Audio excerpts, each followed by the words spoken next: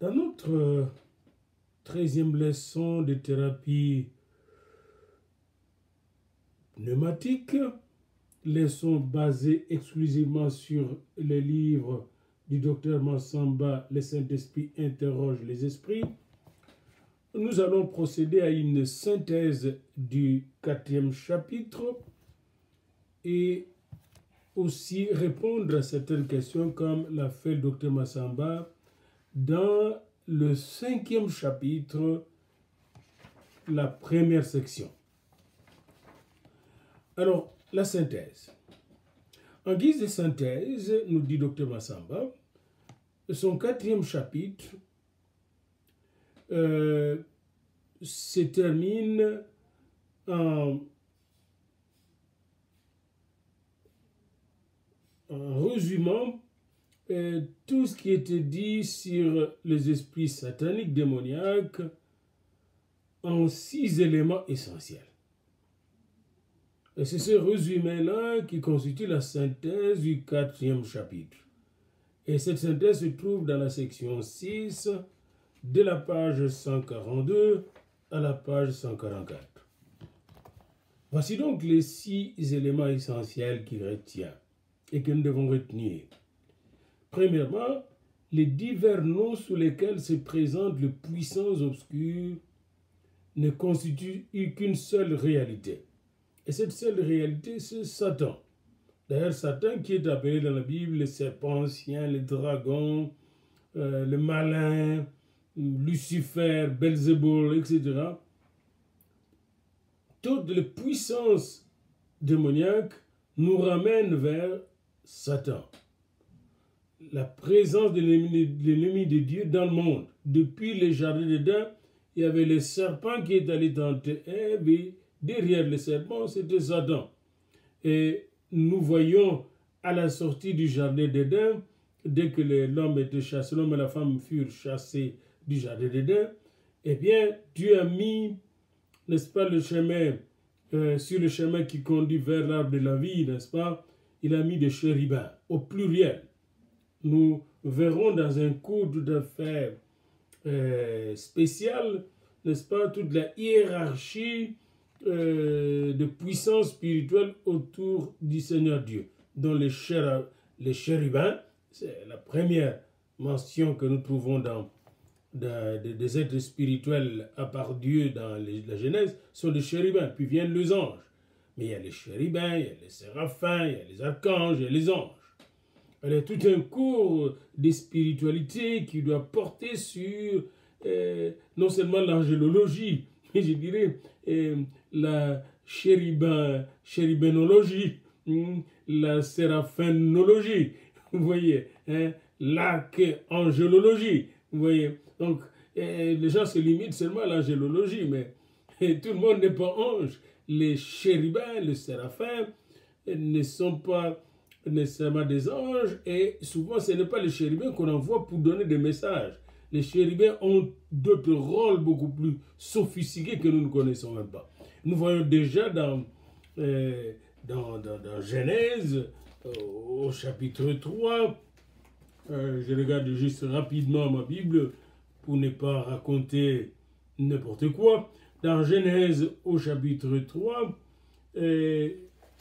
il est dit ce qui suit au sujet de chérubins. Au dernier verset du chapitre 3 du livre de Genèse, le dernier verset 24, chapitre 3, c'est ainsi qu'il chassa Adam et mit à l'orient du jardin d'Éden le chérubin qui agite une épée flamboyante pour garder le chemin de l'arbre de la vie. Et c'est là qu'on parle d'autres êtres spirituels pour la première fois dans la Bible, après Dieu, les chérubins. On voit la proximité des chérubins par rapport à l'arbre de vie et la proximité des chérubins par rapport à Dieu lui-même. Ce sont les gardiens de la gloire de Dieu, les gardiens de la vie éternelle. Et puis nous voyons au chapitre 6 d'Ésaïe, le séraphin qui loue et adore Dieu à travers la vision que Dieu a donnée à Ésaïe dans les temples. Alors, et dans le livre d'Ézéchiel, nous retrouvons encore le chérubin, jusque dans le livre de l'Apocalypse. Puis les anges qui sont apparus à Abraham, à Jacob, dans toute la Bible, nous allons le voir. Alors, l'armée de Dieu, et c'est de cette armée que sont sortis Lucifer et le démon, tel que c'est démontré dans Apocalypse 12. Alors, ces divers noms sous lesquels se présentent les puissances obscures, que ce soit le démon sexuel, les esprits impurs, n'est-ce pas, Belzébul, etc. Tous ces noms-là nous ramènent les dominations, les princes de ce monde de ténèbres, les esprits méchants dans le lieu céleste. Tout cela, tous ces noms nous ramènent vers Satan qui est leur maître. Et Satan est sous le contrôle de Dieu, par Jésus-Christ, sous l'autorité et l'onction du Saint-Esprit. Alors donc, ça c'est les divers noms. Ne vous perdez pas dans divers noms. Et les gens vont en inventer jusqu'à inventer les mamiwaté et tout ça. Ne vous perdez pas dans ces divers noms. Même quand dans Marc 5, j'étais intrigué un jour en lisant Marc 5, vous pouvez vite regarder cela, vous allez voir qu'il faut faire très attention aux divers noms. N'oubliez pas que souvent, ces noms-là, surtout quand ils nous sont donnés par le démon, les démons montent. Dans Marc 5, lorsque Jésus confronta les démons qui possédaient un homme qui restait dans le tombeau, qui résidait dans le tombeau, et Jésus disait, cet esprit sort de cet homme, esprit impur. Et il lui demanda, quel est ton nom? Et qu'est-ce que l'esprit impur répondit? Légion est mon nom. Lui répondit, dit-il, car nous sommes plusieurs. Probablement que c'est le démon chef de tous les démons qui étaient là qui avait répondu, mais le nom qu'il a donné n'est pas un nom. Légion, quand quelqu'un vous dit, vous parlez à un soldat, quel est ton nom? Armée ou bataillon, vous voyez, c'est pas un nom. Il y a pas longtemps que je me suis rendu compte de cela, n'est-ce pas, du point de vue de nom là, il n'a pas donné un nom. Et Jésus ne s'est pas occupé de lui demander encore quel est vraiment ton nom parce qu'il le connaissait. Il savait que c'était un menteur, un grand dribbleur, et il les a seulement chassé tous ces démons qui sont sortis et sont allés dans le pourceau, les petits cochons qui sont jetés dans la mer de Galilée. Bien-aimés dans le Seigneur, que le nom donc ne vous distraie pas. Parce qu'il y a beaucoup de les démons de religion, les démons de famille, des enfants, etc. Ils se perdent dans tout ça. Sont tous des esprits démoniaques dirigés par Satan. Et leur place n'est pas dans nos vies, ni dans nos maisons. Leur place est dans les abîmes pour attendre le jour de jugement afin de jeter dans les lacs de feu, tel que décrit dans le livre de l'Apocalypse. Donc, première chose que nous devons retenir, et Dr Massamba a raison de dire, les divers noms sous lesquels se présentent les puissances obscures ne constituent qu'une seule réalité, c'est Satan. La présence de l'ennemi de Dieu dans le monde, porteur du mal, qu'il injecte dans le cœur les vies des êtres humains et de communautés. Même quand on parle de sorcellerie, ce sont des œuvres de Satan. Deuxième élément qu'il faut retenir, deuxième élément essentiel qu'il faut retenir de l'étude de démons dans la thérapie pneumatique du Dr Massamba, en révolte contre le Créateur, Satan, sous ses différentes manifestations, se cherche des alliés parmi les êtres humains de toute race. Et même, je dis parmi même les animaux, parce qu'on voit dans les jardins d'Éden, il a utilisé le serpent. Vous voyez, il se cherche des alliés, comme il a cherché des alliés parmi les anges. Et quand Jésus était ici, il a voulu le corrompre, mais il n'a pas pu, à travers la tentation, la triple tentation, n'est-ce pas? Transforme, si tu es Dieu, si le Fils de Dieu transforme ces pierres en pain. Saute depuis le haut du temple et les anges vont te prendre. Prosterne-toi et je vais te donner la domination sur le monde entier. Toutes ces trois tentations abordent trois aspects de la vie. Transforme ce pain en vain. Ça, c'est la tentation au niveau biologique, au niveau de la chair. N'est-ce pas? La chair ici, biologique, la vie. On a besoin de pain, Jésus avait faim. Et souvent, des gens tombent en tentation parce qu'ils doivent satisfaire les besoins naturels, simples. Deuxième niveau de tentation, c'est psychologique. Hein, si tu sautes ici, les anges vont te prendre et les gens vont dire hey, regardez comment cet homme. Et quoi, c'est le niveau psychologique, l'orgueil. Et troisième tentation, c'est au niveau du spirituel, l'idolâtrie. Beaucoup de gens ont adoré le démon et Satan pour avoir le pouvoir. C'est le niveau spirituel. Vous voyez, pour être grand, glorieux, avoir la gloire. Vous voyez, dans la triple tentation vise les trois domaines que nous sommes. Les domaines du corps, la chair, les domaines de l'âme, psyché, et le domaine spirituel. Nous sommes corps, âme et esprit. Donc il voulait avoir totalement Jésus. Voyez-vous? Et c'est très important de savoir que Satan ne veut pas seulement une partie de toi.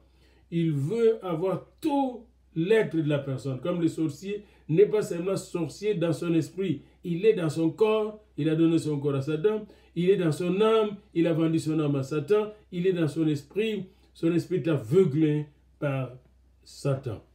La même chose pour les démons qui le suivent, n'est-ce pas? Et ils cherchent à venir trouver des alliés corporels, des alliés psychiques et des alliés spirituels parmi les hommes.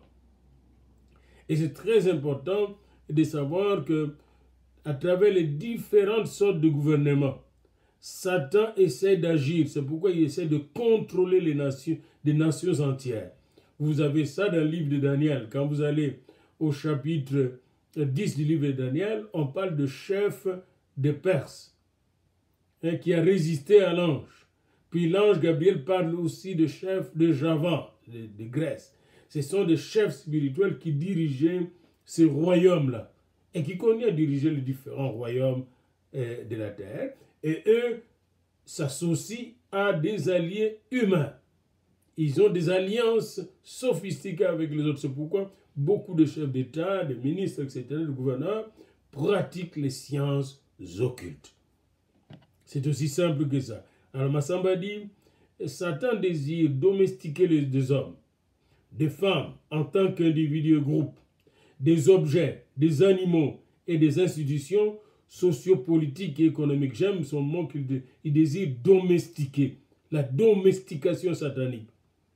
Il désire domestiquer des événements historiques de peuples du monde. Hein, on va dire l'indépendance a eu lieu parce que les esprits des ancêtres ont fait. Oui, on démonise un événement qui est pourtant un événement historique. Il démonise Satan de courant, satanise de courants spirituels et idéologiques. Il va jusqu'à sataniser l'Église et créer des églises de Satan. Satan veut domestiquer de peuples du monde, des courants spirituels et idéologiques, pour qu'ils deviennent ses propriétés afin de ne pas périr seul à la fin de temps, quand Dieu le vaincra pour, comme le déclare l'Écriture sainte dans Apocalypse 27, 10, cité par le docteur Massamba à la page 142. Et ici, les théologiens, Massamba est en train de nous orienter vers l'eschatologie, c'est-à-dire la fin des temps. À l'eschaton, à la fin des temps, la victoire totale sera à Dieu et aux saints. Et c'est très important de savoir que Satan connaît sa fin. Et connaissant sa fin qui est écrite, bien écrite et précisée dans les Écritures, Apocalypse 20, il fait tout pour ne pas aller seul à la perdition. L'Écriture dit clairement, le Christ détruira toute autorité, tout pouvoir et toute puissance spirituelle, et il remettra le royaume à Dieu le Père. 1 Corinthiens 15, 24. Alors pour ceux qui sont dans les sectes branhamistes, par exemple, qui ne croient pas qu'il y a Dieu Père, Fils et Saint-Esprit, comment ils comprennent ce verset de 1 Corinthiens 15, 24 qui dit que le Christ va détruire tout pouvoir et puis il va remettre toute autorité, après avoir détruit tout pouvoir et toute puissance spirituelle, il va remettre le royaume de Dieu à son Père. Donc il y a Dieu le Père, Dieu le Fils, Dieu le Saint-Esprit, un seul Dieu, mais triple personne, trois personnes en Dieu. Et cela ne veut pas dire que nous adorons trois dieux, non, un seul Dieu, qui s'est manifesté dans la personne de Jésus-Christ, le Verbe, et qui se manifeste dans son esprit par son esprit. Il n'est pas séparé de son esprit et ne sera jamais séparé de sa parole vivante. Voyez-vous, c'est aussi simple que ça. Donc, la première dimension, les divers noms de Satan et des esprits ne peuvent pas nous désorienter, nous jeter dans la confusion. Tous ces noms nous ramènent à Satan. Deuxièmement, en révolte contre le Créateur, Satan, sous ses différentes manifestations, cherche des alliés. Il cherche à domestiquer le monde. Troisièmement, Satan et toutes les dominations, les puissances, les autorités, tous les esprits à son service constituent une bande d'êtres spirituels doués d'intelligence, pervertis pour induire le monde dans l'erreur. Vous voyez, ils sont doués d'intelligence pervertie pour induire c'est le malin, le rusé. Vous voyez, et ils le font pour continuer de se mettre à la mesure de Dieu, car ils ne sont pas satisfaits de leur condition originelle de créature. Ils ont toujours voulu être comme Dieu. C'est la même tentation dans Genèse 3 que Satan présentait à Ève. Le jour que vous mangerez de ce fruit, vous serez comme Dieu, dans la connaissance du bien et du mal. Et lisez bien 1 Jean 4, 3, et puis Apocalypse 16, 13, 18, 2. 1 Jean 4, 3. Et c'est très important toujours d'avoir les Écritures sous vos yeux. Et n'oubliez pas que l'Esprit parle au travers des Écritures. 1 Jean, épître de Jean, première lettre de Jean au chapitre 4, verset 3. Il nous est dit, et tout esprit qui ne se déclare pas publiquement pour Jésus n'est pas de Dieu. Un jour, j'étais à Kinshasa, je pense, pendant les années, en 79.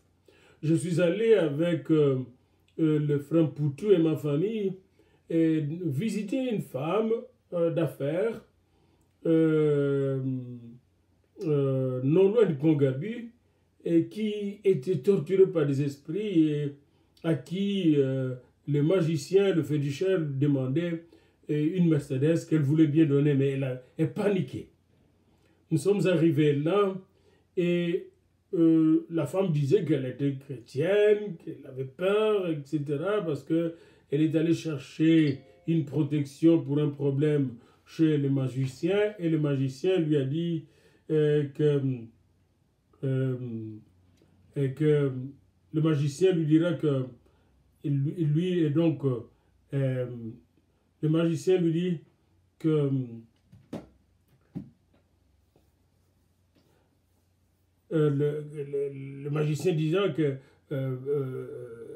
j'ai tout fait pour te protéger, pour que tu aies tout ce que tu as comme richesse, et maintenant tu dois me donner telle chose et c'était difficile, et la Mercedes. Je ne dis pas telle chose, quelle de ces choses. Alors, il nous a appelés chez elle, et nous sommes allés, c'est le frère Poutou, le pasteur Poutou, Jacques, qui était avec moi, et toujours il avait sa guitare, nous on chantait, Dieu siégeant au milieu de louanges, pendant qu'on chantait, souvent Dieu a nous accordé de délivrer des gens qui étaient enchaînés par l'ennemi. Alors quand nous étions là, nous avons demandé à la femme de prier, prier avec nous, et pendant qu'on priait, elle disait toujours Nzambe, Dieu, Dieu, jamais le nom de Jésus. Voilà ce qui m'amène à donner cette licence. Parce qu'ici, dans 1 Jean 4, 3, il est dit, et tout esprit qui ne se déclare pas publiquement pour Jésus n'est pas de Dieu, c'est celui de l'Antéchrist. Alors j'ai dit à cette maman, arrêtez de prier et dis le nom de Jésus, dis seulement Jésus, Jésus. Quand elle a essayé de dire, elle ne parvenait pas, elle est tombée et un autre esprit s'est mis à parler. Et c'est à ce moment-là que je vais lier, chasser cet esprit, le faire sortir. Et là, elle était délivrée, elle commençait à éclater de joie et à louer le nom de Jésus. Voilà, c'était une démonstration tout à fait tangible de la puissance du nom de Jésus, n'est-ce pas? Une démonstration tangible de la puissance du nom de Jésus, hein, face aux démons.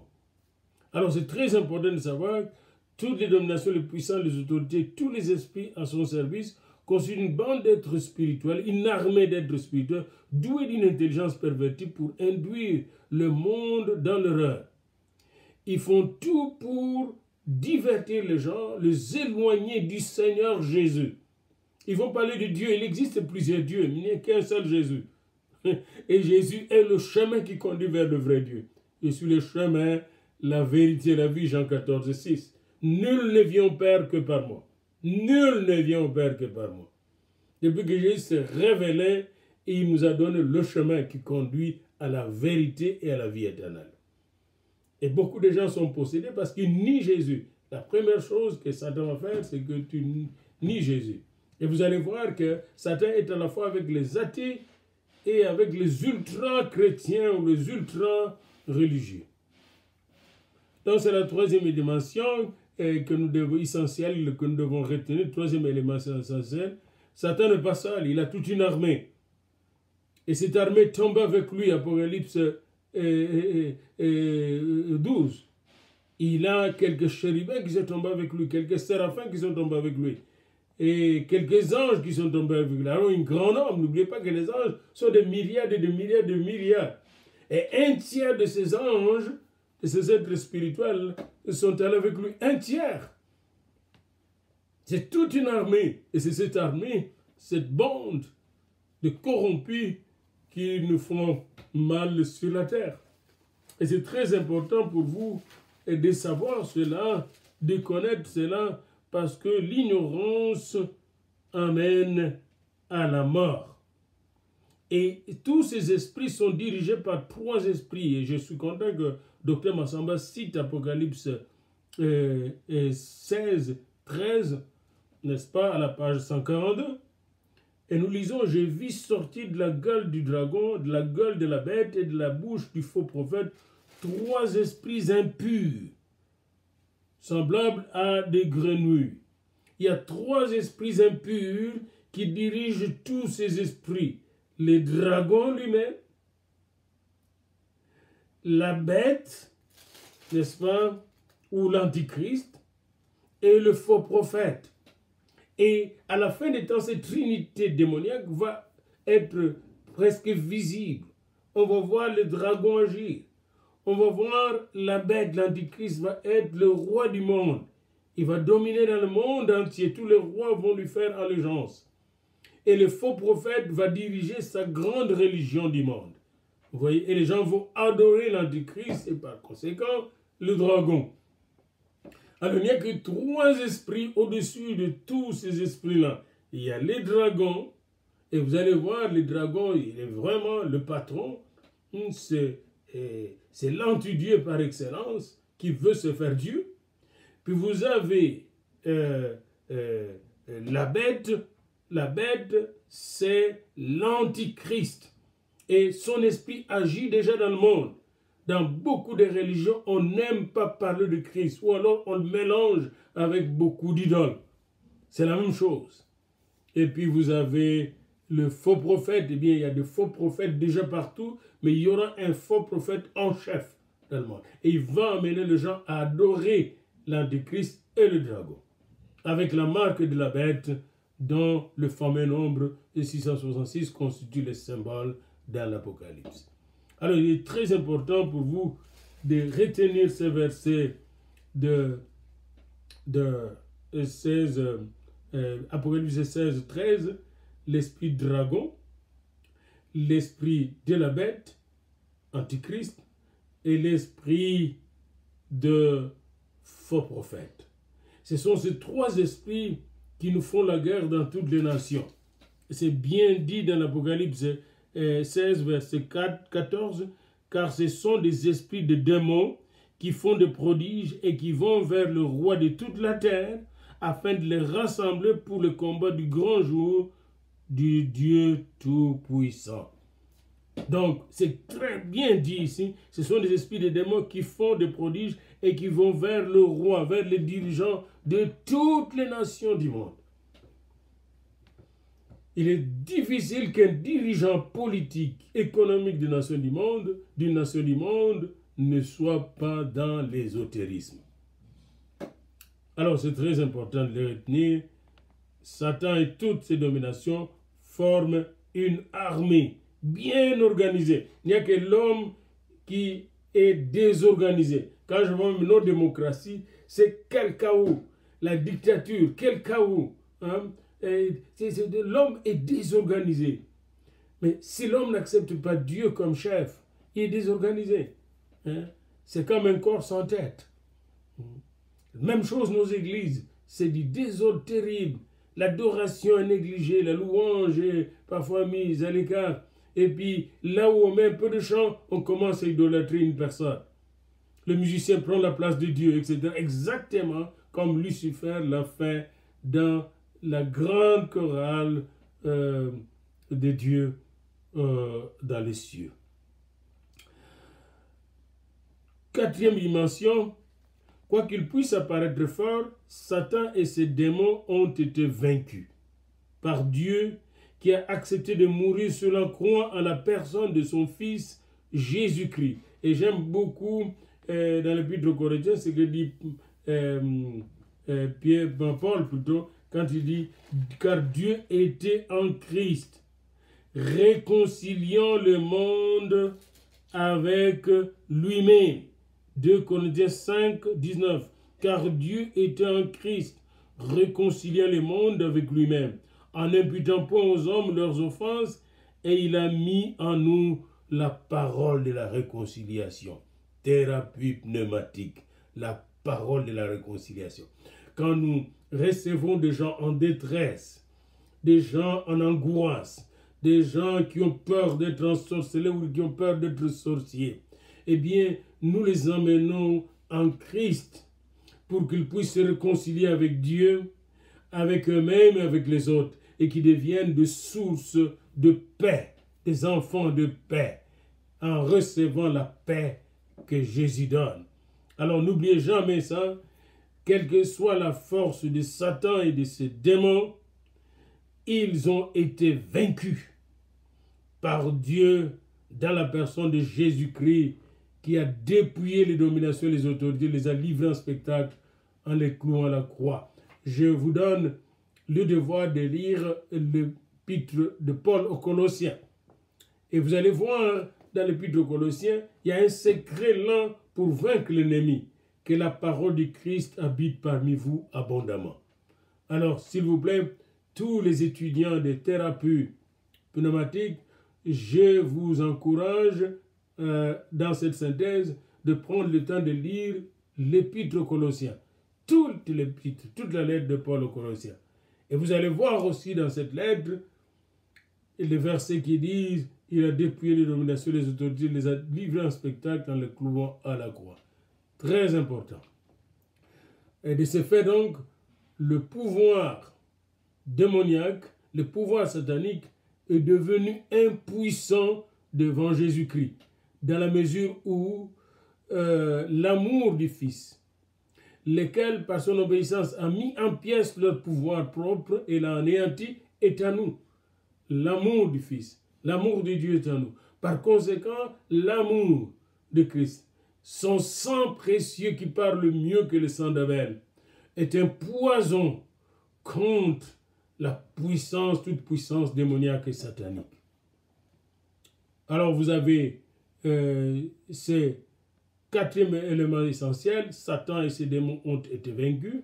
Cinquième élément essentiel, opéré à la croix et dans la résurrection, la déposition de Satan, de son pouvoir, ainsi que celui des acolytes, de ses acolytes, sera définitivement manifestée dans la parousie du Seigneur glorifié.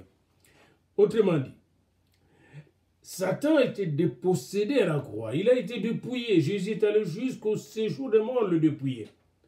Jésus a les clés de la mort et du séjour des morts. Ok? Et il nous a donné même les clés du royaume.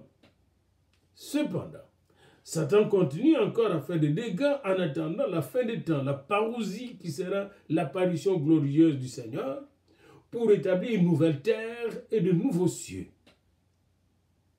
Alors, quand bien même il semble être fort aujourd'hui, nous devons savoir que sa fin est bien fixée, déclarée, et à la fin du temps, eh bien, ce sera la fin de l'ennemi mortel avec ses armées. Jusque-là, le monde, les hommes et les femmes, auront encore à souffrir des attaques de plus en plus graves. Plus nous avançons vers la fin des temps, les attaques des principautés, de domination, des ténèbres, des autorités spirituelles corrompues deviendront de plus en plus grandes. Plus nous avançons vers la fin des temps, jusqu'au régime de l'Antichrist, qui sera un régime de fer, un régime vraiment de tourment. Mais après les 7 ans de tribulation, la gloire de Dieu va se manifester. La victoire de Jésus sera manifeste physiquement, socialement, économiquement, politiquement et pas seulement spirituellement. Quand il reviendra, il ne viendra pas comme le petit enfant de Bethléem. Donc les attaques de Satan continuent. Cependant, la victoire finale sera manifestée, totalement manifestée, pleinement manifestée à la parousie. 6e élément, l'attaque des principautés, qui n'ont plus d'autre avenir que l'éternelle condamnation, se concentre désormais sur l'Église et sur ses membres qui sont destinés par Dieu à la vie éternelle. Ces principautés ont attaqué Israël, l'ont démoli littéralement et l'ont éloigné de Dieu. Et maintenant, Dieu a créé l'Église. Vous voyez? Et ce n'est pas pour rien que Jésus a dit dans Matthieu 16, lorsque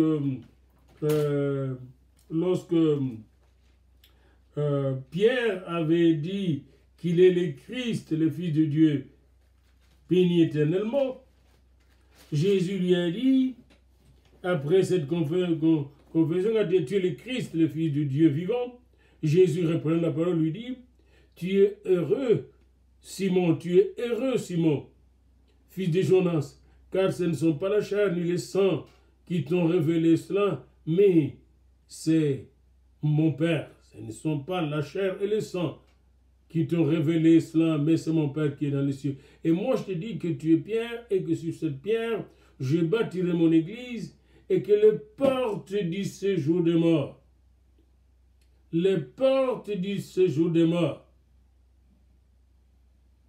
tu es Pierre, et sur ce roc, je bâtirai les portes du séjour des morts, ne prévaudront pas contre elle. Pourquoi Jésus a mis cette provision en exergue?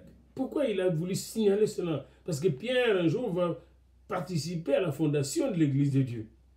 Et alors, il dit que son Église va vaincre les portes du séjour des morts. Les puissances, les dominations, les autorités du monde des ténèbres, les principautés ne pourront pas vaincre l'Église. Parce que Jésus savait que l'Église allait subir, comme maintenant nous voyons, les divisions dans l'Église, des querelles dans les églises, les fausses doctrines dans l'Église, les fausses prophéties dans les églises, tous ces chaos. Eh bien, la parole de Dieu nous dit que toutes ces forces ne vont pas vaincre l'Église de Dieu. Et c'est très important de le savoir. Il est donc urgent que les membres d'Église, sachant qu'ils sont attaqués, de former une armée de combattants et de thérapeutes pneumatiques, de combattants de l'esprit. Ils doivent s'opposer farouchement aux esprits impurs et s'abstenir aux pratiques occultes, s'éloigner de tout occultisme. Et c'est Massamba qui le dit ici. Et en ce moment-là, nous allons manifester la gloire de Dieu. Nous devons donc, dit, en tant que rachetés de Jésus-Christ, le ressuscité, faire de ce glorieux message du Nouveau Testament. Et je donne, Christ a triomphé de puissance des ténèbres. Quiconque l'invoque avec sincérité et qui est attaché à sa personne sera épargné et délivré de la possession démoniaque.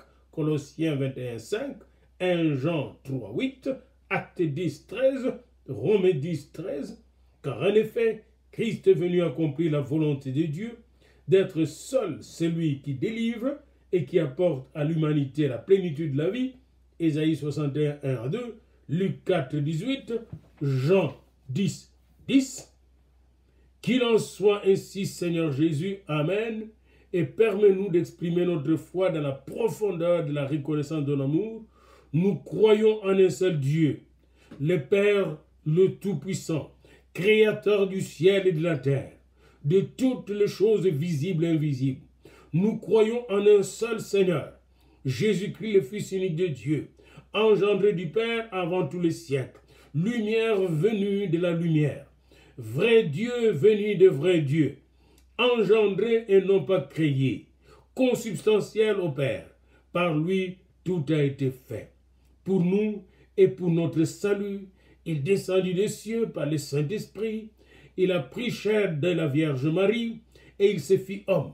Il a été crucifié pour nous sous Ponce Pilate, il a souffert, il a été enseveli, il est ressuscité le troisième jour selon les Écritures, il est monté aux cieux selon les Écritures, il siège à la droite du Père, et il reviendra dans la gloire, juger les vivants et les morts. Son règne n'aura pas de fin.